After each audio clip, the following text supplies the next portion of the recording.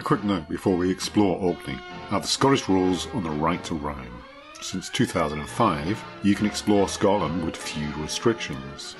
When it comes to the rich wartime history of Orkney, rule number 1 is to be responsible, and responsible for your dog. You can roam pretty well anywhere and explore abandoned buildings, but the exemptions are those repurposed as farm buildings and a private business, trampling on crops and damaging property. If in doubt, follow the field boundary or simply ask permission. Orcadians are very friendly. I have included a couple of Google Maps in the description. One features the sites mentioned in this video and the other main locations. The other is a community project and features every site on Hoy, no matter how small.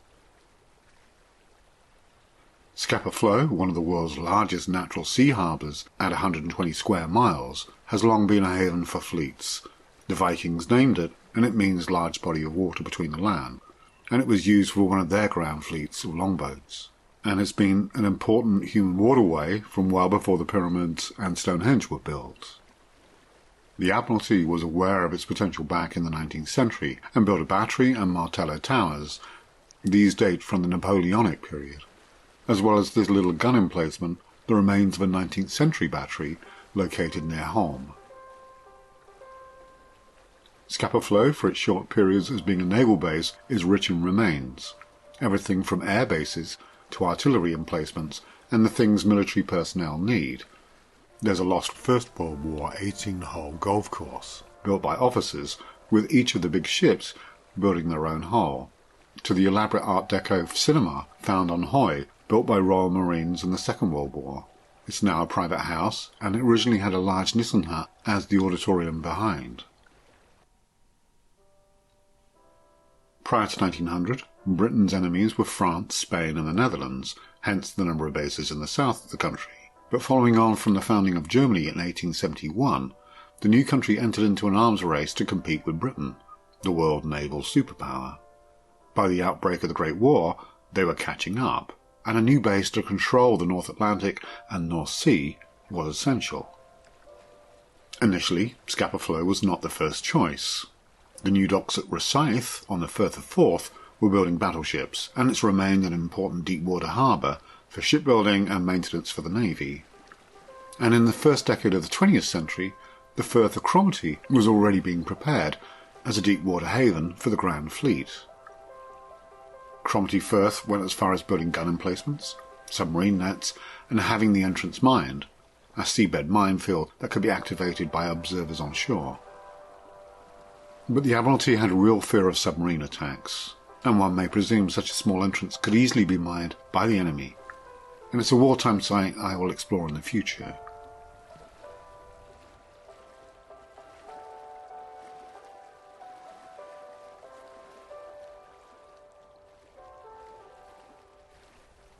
Scapa Flow had been used for naval exercises, and it was decided pretty well at the outbreak of the war that it would be the main naval base, despite being unfortified.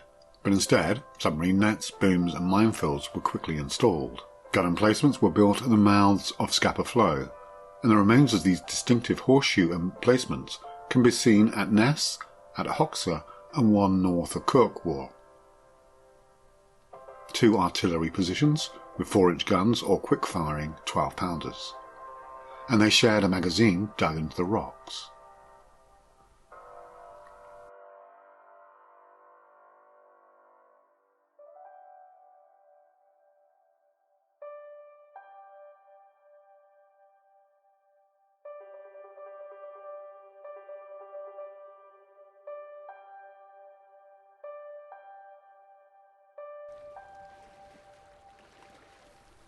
The other small entrances to the bay had 60 block ships sunk.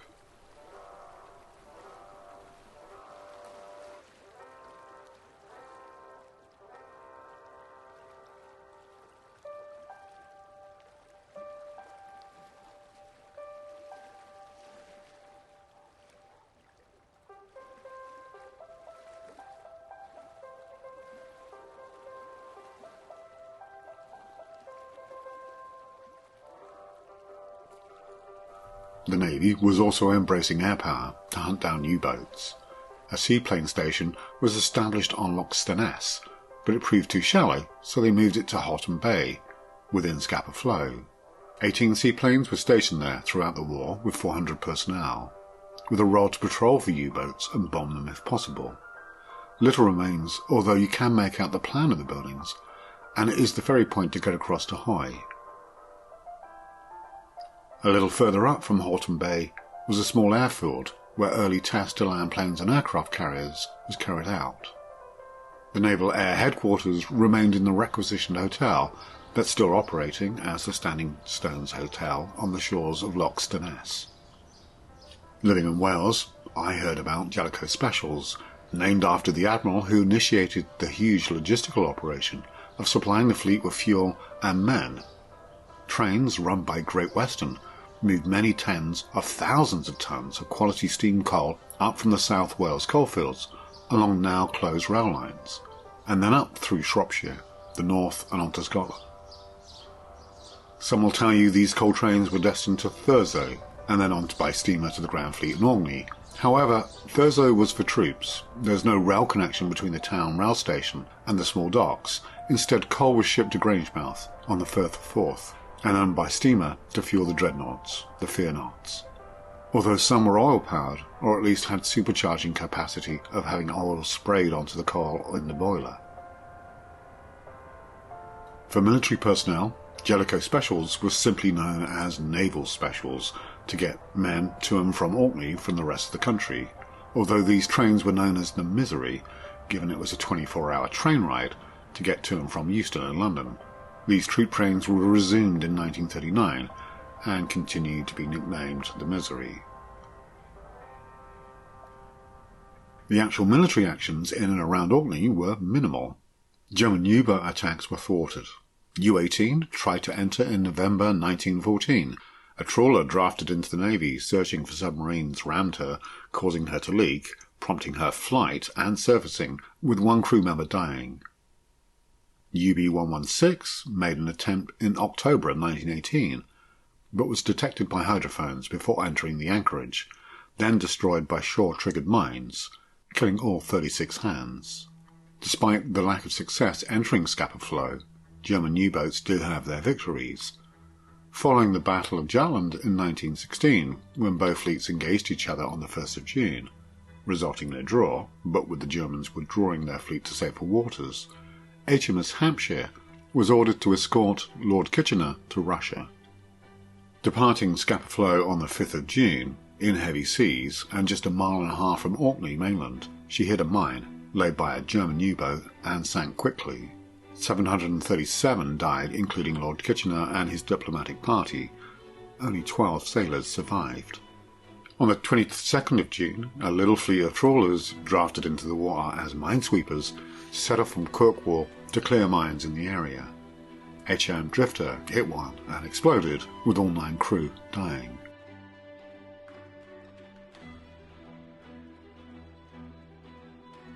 Another victim of mines was the protection vessel HMS Albacore, who in March 1917 hit another U-boat-laid mine, killing 9 crew members and knocking her bow off, which is still lying on the sea floor. Shortly before midnight, on the 9th of July 1917 at Scapa Flow, HMS Vanguard suffered a series of accidental magazine explosions, probably caused by the cordite getting too hot. She sank almost instantly, killing all but 2 of the 845 men aboard.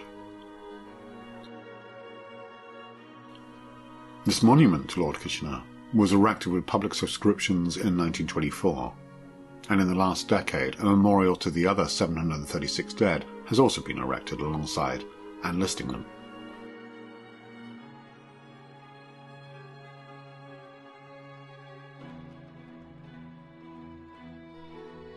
A salvage gun is found in the car park. It's worth the bracing walk for the views and the dramatic lifts. There's also a new gannet nesting colony. At the end of the war, 74 ships of the Imperial German Navy, High Seas Fleet and 70,000 naval personnel were interned at Scapa Flow, pending the decision on their future in the Peace Treaty of Versailles. On June 21, 1919, after 7 months of waiting, the German Rear Admiral, Ludwig von Reuter, made the decision to scuttle the fleet. because negotiation period for the treaty had lapsed, and with no word of a settlement, he was not kept informed there had been a last-minute extension to finalise the details. 73 ships were sunk, totalling 400,000 tons, with the Royal Navy saving the others, although 9 German sailors were killed in the process, the last casualties of the First World War. Over the following 2 decades, right up to 1939, 45 ships were salvaged in the biggest operation in history, but still there are many remains, making it a popular wreck diving spot. In the interwar years, Scapa Flow as a military base was abandoned and the guns removed.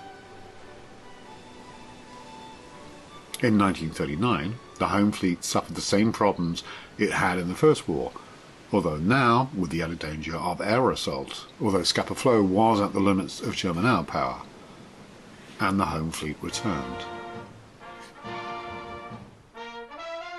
The aerodrome at Kirkwall was adopted as an airfield in 1939, and one of the first in the country to get a concrete runway. This may have been to do with the climate, but given Navy planes were landing on hard flight decks, having a hard runway, perhaps at support airfields, kept the landing experience consistent. Royal Naval Air Station Hatston, also called HMS Sparrowhawk, is now an industrial estate, although many of the buildings and hangars still exist, having been repurposed, allowing you to hunt around to find them. The main runway is now the service road you can see that runs through the estate from the top to the bottom of the picture and to the right. It was home to ferry swordfish, anti-submarine and shipping torpedo planes, and the first Lend-Lease Grumman martlets.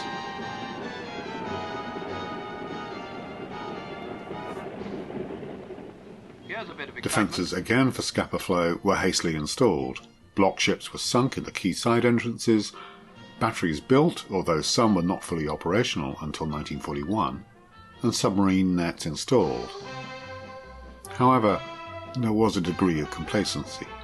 Just 5 weeks into the war with Britain, Germany launched a daring attack. U-47, under the command of Günther Prian, set sail. Intelligence spotted a weak spot in the defences.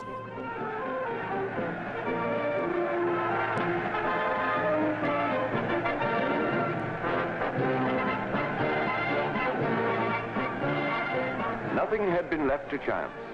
Air reconnaissance over Scapa Flow was doubled. Agents in England reported every movement of the British fleet. The channel at Kirksound, whilst having a block ships, had a gap big enough at high tide for a U-boat to slip through. The mission was to coincide with a new moon, but the northern lights illuminated the sky. The other surprise was most of the fleet was on manoeuvres, and the bay was virtually empty, except for a World War I era battleship, HMS Royal Oak, with 1,400-man crew. At 1 in the morning, U-47 launched its first salvo. Only one of the 4 torpedoes made an impact, and the damage was light, and no alarm was raised, as the crew thought it might be an internal explosion. Another salvo was quickly fired, and the Royal Oak listed and sank, killing 833 men. It included 134 15 to 17-year-olds. A consequence of the sinking was that seaboys did not serve on the front line. The ship's in situ and a war grave which forbids civilian divers going near it. The recovered ship's bell is in Kirkwall Cathedral. Another consequence was the construction of barriers connecting the small islands. Ironically, a block ship to fill the gap in Kirksound had been bought. The delay in bringing it up in time was the government quibbling over the price. The Churchill Barriers, as they became known, named after Winston Churchill as the First Lord of the Admiralty and responsible for Orkney's initial defence, were a major undertaking.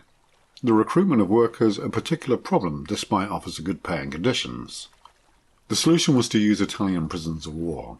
1,300 were engaged in the construction from 1942 onward. The Geneva Convention allowed for POWs to work as long as it was not dangerous or unhealthy. The famous Italian chapel being built by one camp, and it's a popular attraction constructed from 2 donated Nissen huts and salvaged materials. The building of the barriers in waters up to 60 feet deep involved wire cages being filled with local rock, and then 5-ton concrete blocks being laid on top and followed by smaller 2-ton blocks to act as wave breaks. Each block was cast alongside the site, and a mould for the 2-ton blocks can be found alongside barrier number 1. The mile-and-a-half project took till 1944 to complete, and was only officially opened after the war in Europe actually ended. However, the amount of activity around the Sounds, as well as block ships, prevented further U-boat attacks. From a physical geography perspective, the creation of sand dunes in just 75 years gives one a sense of power of the local currents.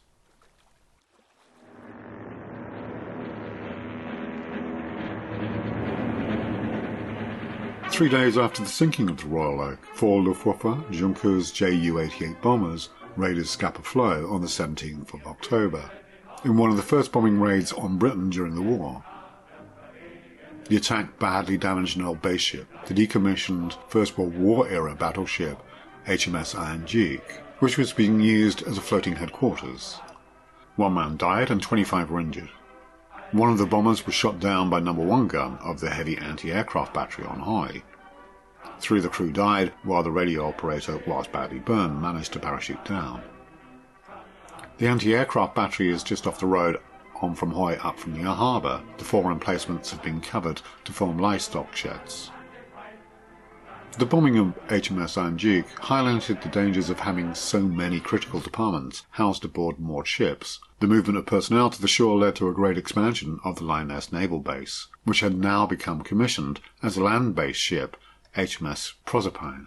Ness has a number of buildings from the war scattered about, many repurposed. And it's the kind of thing you would expect in a military base with 12,000 personnel. They range from telecommunications, entertainment, housing and administration, most of the docks at Ness being used to maintain the booms and submarine nets, and the support vessels that open them up like gates to friendly ships. And at Ness you can find a wartime museum and the cemetery, where 440 Commonwealth servicemen are buried from the First World War, and around 200 soldiers buried during the Second World War. There's also the graves of 13 German sailors from the First World War. The next attack was an air raid that took place at dusk on the 16th of March 1940, and the best planned attack made by the Luftwaffe on Scapa Flow. It was during this raid that 27-year-old James Isbister became the first civilian to be killed by any air raid on Britain during World War II. Heinkel, HE-111 medium bombers carried out one of the first raids on British land targets and were accompanied by Ju-88s, who dive-bombed ships of the fleet. Bad weather had meant barrage balloons were grounded, and anti-aircraft fire was not very effective. No planes were brought down. The Royal Naval Air Station at Hatston and the cruiser HMS Norfolk suffered damage, as well as minor damage to other ships. The civilian airfield, now the main Kirkwall Airport, was upgraded to a military one in 1940, first being an RAF base to provide fighter defence, and then as a Royal Naval Air Service Grimsetter, then as HMS Robin. Over the following 6 months, 2 purpose-built airfields were built as well as accompanying decoy airfields. These were both day and night decoys and require a handful of men to move lights and fake models around. Skeabrea RAF base was built in August 1940. The runway can be made out from this aerial footage, although most of the buildings were demolished in the 1990s. Only the gymnasium-cum-cinema remains. It flew in a range of aircraft, everything from Gloucester Sea Gladiators and Grumman Martlets, later Hurricanes and Seafires.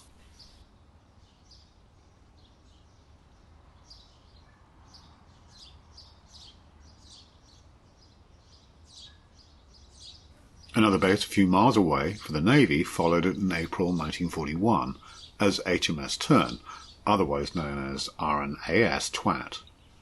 The village has no road signs, although you can find one some miles out directing you to the village.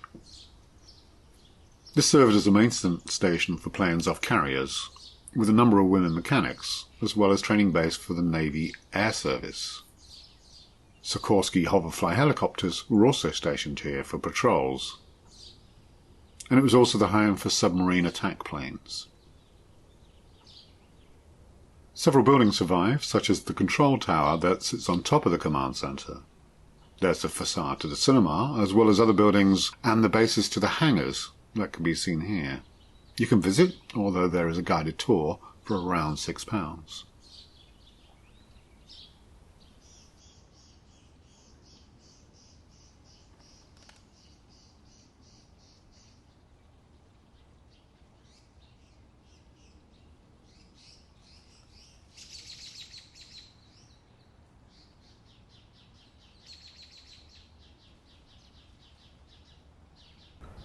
This is the remains of a radar base on the north coast of the island. Apparently, given the haste in construction, the conditions for the crew was pretty grim, with no insulation in the barracks and 50 men sharing half a dozen chemical toilets.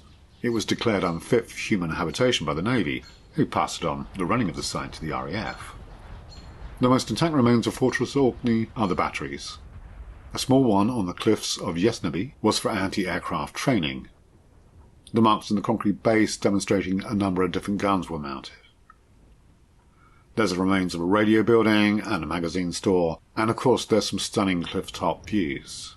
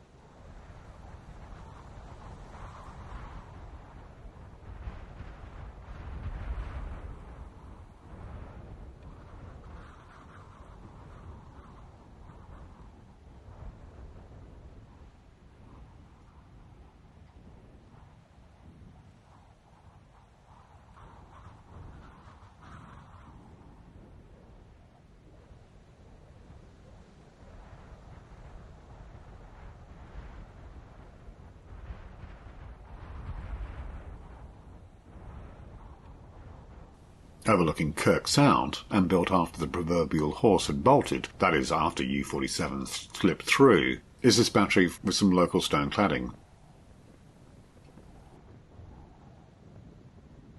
There are some steps in the range finding and lookout tower, although to get up you have to find a means to get up the first flight.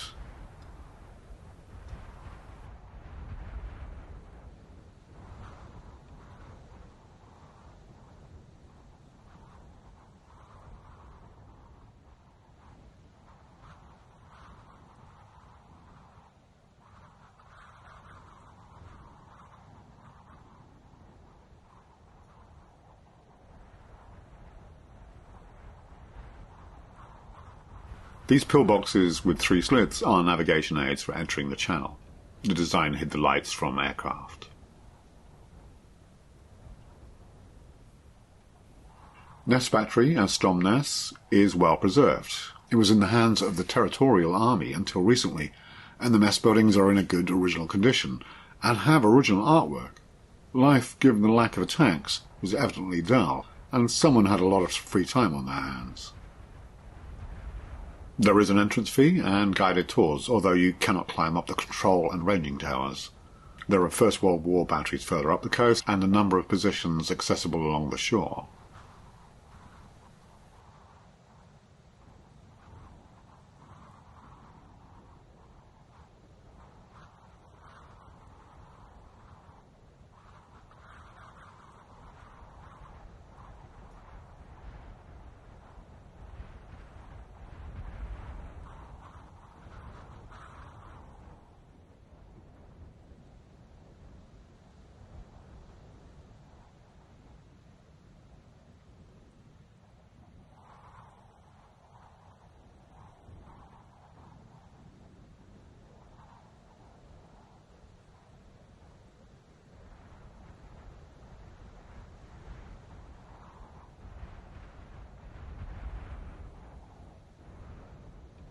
One of the most comprehensive batteries is at Hoxa, and you can see both World War I and Second World War positions side by side.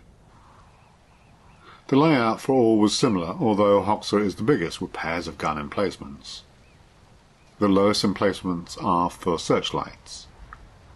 The power supply coming from the barrel-shaped buildings you see on these sites, which was a Nissen hut covered in wire and concrete.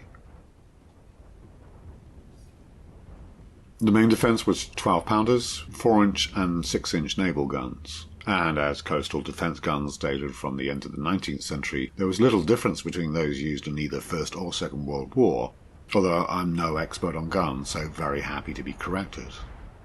The battery also bristled with anti-aircraft guns, and there's barracks for personnel, although there is some question as to how fully they were manned, as well as their service life during the war. None of the artillery batteries fired their guns in anger.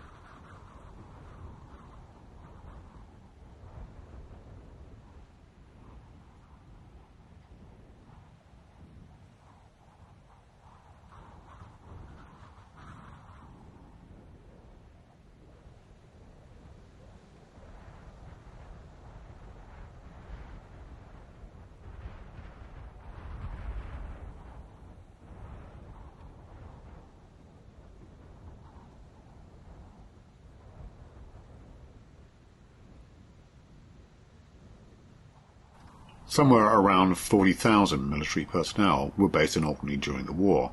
The island only had a population of 20,000 prior to 1939. And to accommodate the military, much of the towns of Ness and Kirksound were used for housing and administration, as well as cinemas and theatres, the Ness Hotel being another headquarters for island defence. It was an island fortress for its brief periods of active duty, and although the winters could be harsh, it was not a bad posting. There was plenty of fresh food, activities, and it was a relatively safe place to be whilst the world was at war. Over the entire conflict, there was only 3 major attacks. When you travel around the islands, you notice there are few other defences, few pillboxes or tank traps. German forces were never going to mount a direct attack, either by landing troops or engaging in a naval battle. It was a hornet's nest, bristling with anti-aircraft guns, searchlights, artillery, batteries, barrage balloons, radar, planes, ships, and an extensive anti-submarine capabilities. A dragon's lair, which just so happens to be the code name of the last desperate attempt in the closing months of the war devised by Goering to lift the fortunes of the Luftwaffe. By far the most extraordinary plan to attack Scapa Flow was Goering's Dragon's Lair mission, set for the 14th of February 1945, in the dying days of the war. Mistel aircraft, which means mistletoe in German, was a Nazi secret weapon, a composite bomber consisting of a Focke-Wulf 190 fighter mounted atop a Junkers 88 bomber, carrying a devastating warhead containing nearly 2 tons of explosives. The Mistel could penetrate several feet of steel and sink even the biggest battleships. It was an extremely high-risk operation where a single pilot controlled both planes, targeting the bomber as a kind of flying bomb at a ship and then releasing the fighter to make an escape. Although it came to nothing, as on the day of the mission the planes were strafed by mosquitoes, destroying most of the squadron or around a dozen aircraft. A pilot later suspected their commanding officer may have tipped off the RAF to avoid a suicide mission. The history of Orkney's wartime past is wrapped up in the big names like Lord Kitchener and the First Lord of the Admiralty and Prime Minister Churchill. But what is evident for me is not the big names or the big events of the war, but ordinary people. The Orcadians and the people who moved from all around the UK up to Orkney to be telecoms officers or mechanics or cooks or administrators or organising the cinema or the theatre. So if you're crawling around these old ruins, remember the people who went to work there back in the 1940s were just like you, ordinary people with ordinary jobs, asked to do something extraordinary in an extraordinary landscape. I hope you've enjoyed this video, and of course if you're visiting Orkney, there's also a lot of ancient history and wildlife, which I will be visiting in future videos. So do subscribe, smash those buttons, and if you like this kind of content, do consider supporting this channel by becoming a patron through Patreon.